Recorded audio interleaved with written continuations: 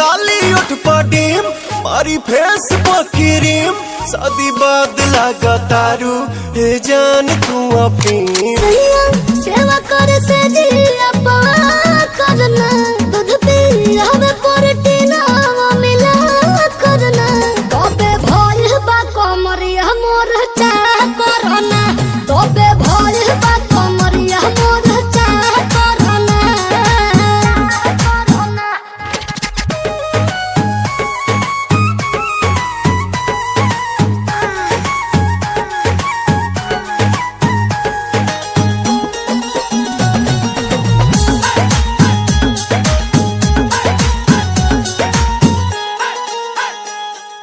जगला में जो करे वो करे रात के मिलेला सुकून खाके राजा जी के हाथ के अच्छा लागेला कमर ककरी से भइल काटा हराबा हो गलिया लागेला जान टमा ताराबा हो गलिया लागेला जान टमा ताराबा हो कहे तोर गया तुझे को में पा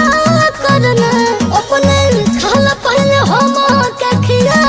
करना तबे भइल बा कमरिया मोर चाह करना तबे भइल बा कमरिया मोर चाह करना